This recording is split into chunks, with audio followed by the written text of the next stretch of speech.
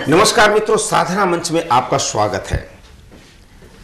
जैसा कि आप जानते हैं, साधना मंच के माध्यम से हम आपके प्रश्नों के उत्तर देते हैं और भविष्य कैसे सुंदर बने, कैसे आपके जो समस्याएं हैं उनका निवारण हो, इसका दिशा निर्देश देते हैं। हमारे स्टूडियो में आते हैं संत महात्मा विद्वान, ज्योतिष विशेषज्ञ और लाल किताब विशेषज्ञ। लाल किताब नाम आते ही आप समझ गए होंगे हमारे बीच में आज कौन है। समझ गए ना? लाल किताब ज्योतिष कार्यालय के संस्थापक कमल किशोर जी। कमल किशोर जी नमस्कार। तो आपका गला वाला खराब लग रहा है, कुछ बड़ी मोटी आवाज़ निकल रही है। दर्शक भी हमारे एक एक चीज़ जानना चाहते हैं। कई बार दर्शकों के टेलीफोन आते हैं कि शुक्ला जी ये बताओ ये कुर्ता कैसा पहना हुआ है। कई बार कहते हैं कि छोटा कुर्ता क्यों पहनते, कई बार कहते हैं इस तरीके के भी प्रश्न आते हैं। चलिए खैर मित्रों, बहुत से प्रश्न आपके आज भी, जैसे मैंने पिछले एपिसोड में कहा था, हमारी चर्चा जारी रहेगी।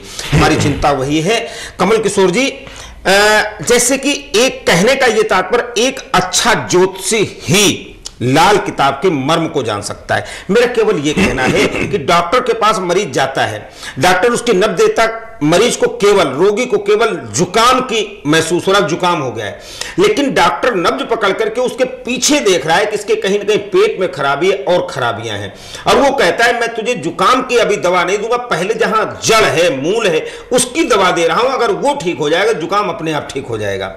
तो ऐसे ही ज्योतिषी के पास जाने, वो बताता है कि भाई ठीक है शनि खराब है, लेकिन है क्या, शनि के साथ कोई और भी ग्रह बैठा हुआ, वो खराब, उसको बिना ठीक किए वो शनि अच्छा नहीं होगा, और उसके उपाय जो है ना लाल किताब में।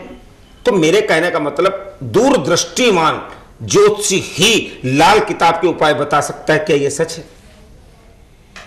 ये तो है ही सच। इसमें तो मतलब बात तो ये है जी कि जो आपके जन्म कुंडली के मुताबिक जो भी वर्षफल बनता है, और इसमें जैसे मैंने बताया आपको कि ऐसा कुछ नहीं है कि ग्रह खराब है या कुछ है। हमने तो हर एक ग्रह से काम लेना है।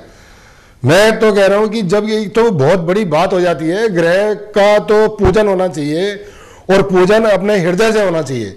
ऐसा नहीं है कि आप दिखा दिखा के इसको जो है ये कर दो वो कर दो, ऐसा कुछ नहीं है। मतलब तो अंदर से आपकी आत्मा की आवाज़ आनी चाहिए कि अगर आपके जो कुंडली में वर्षफल में सारे के सारे 9 ग्रह आपका साथ दें, आप असलियत में ये बताइए कि आप ये चीज़ चाहते हैं या नहीं। जब इस चीज़ को आप ये चाहते हैं कि 9 ग्रह के 9 ग्रह आपके काम आए, तो ये लाल किताब एस्ट्रोलॉजी से ऊपर और कोई चीज़ नहीं है। अगर आपने अपने आप को चीट करना है, चीट होना है, क्यों कि आपको जैसे मैंने बताया कि पत्थर है, मंत्र है, यंत्र है, या जो भी और दुनिया भर का ये आडंबर है, ये मैं आपको आज बोल रहा हूं कि इसका आपको फल कभी प्राप्त नहीं हो सकता। क्यों कि ऐसे लोग यहां पर है ही नहीं कि जो ये सब कर सकें।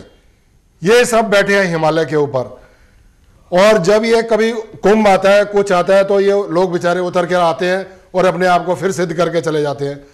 किसी को गलती से अगर कोई मिल जाए, और मैं तो कहता हूं कि उस दिन उसके तो भाग्य ही खुल जाते हैं।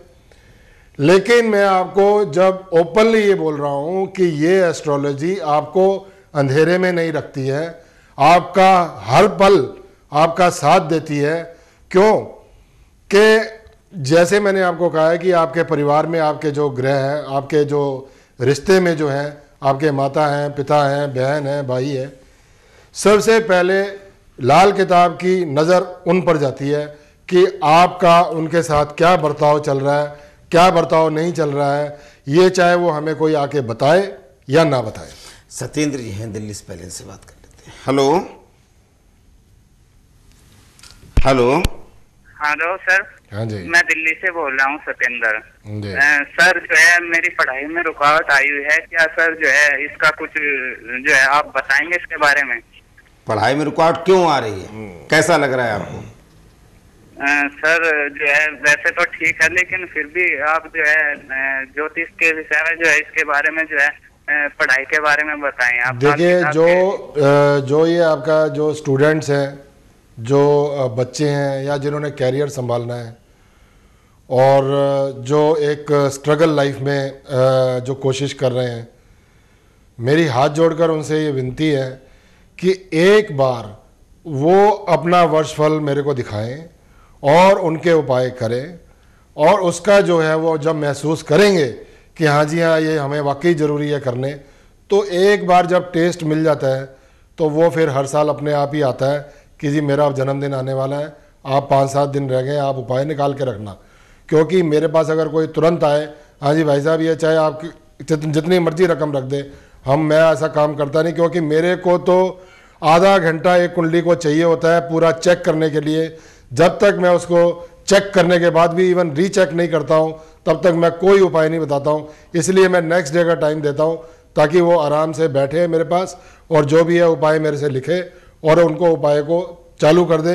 हाँ, उपाय लिखने के बाद अगर वो देरी करता है तो उससे बदकिस्मत आदमी और कोई नहीं है।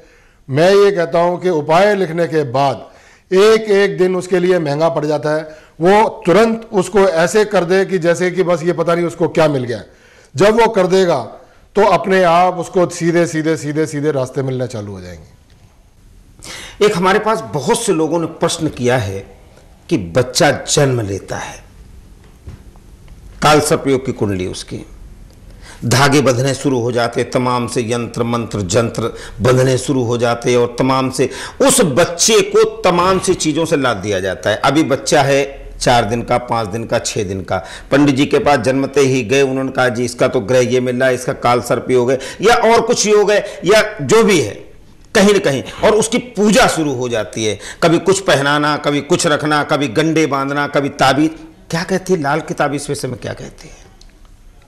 देखिए, लाल किताब का बड़ा ही सीधा साधारण सा, जैसे मैंने आपको बताया कि आप अपने जैसे घर में रहते हैं, वैसे ही आपको जो है ये ज्योतिष विद्या भी ऐसी है कि आप चुपचाप अपना करते रहें। जैसे आदमी अपना खाना छुपा के खाता है, ऐसे ही ये उपायों को भी चुपचाप ही करना होता है। तो ये नहीं है कि आपका बच्चा पैदा हुआ तो आप शोर मचाने लग जाओ, हाँ जी अब वो होता क्या है कि जल्दबाजी में क्या होता है, लोग चले जाते हैं। वो पंडित क्या करता है कि अपना फटाफट उसने बनाया जन्म कुंडली और बोल दिया ये काल सर्प है। अब काल सर्प है भाई, सब ठीक है, सब कुछ है, कुछ ऐसा तो बताओ कि जिससे कि उसको कोई राहत मिले। अब उसके हाथ में एक कागज पकड़ाया और चलता बना वो भी बेचारा। बात तो ये है कि एक जरा से बच्चे को भी पैदा हुआ नहीं है, आप उसके ऊपर धागे ये वो फलान ढमकान आप सारा कुछ लगाते रहोगे। उसका जो असल उपाय है, अब जैसे लाल किताब का जो उपाय है, अगर वो छोटा बच्चा है तो उसकी माँ वो उपाय कर सकती है।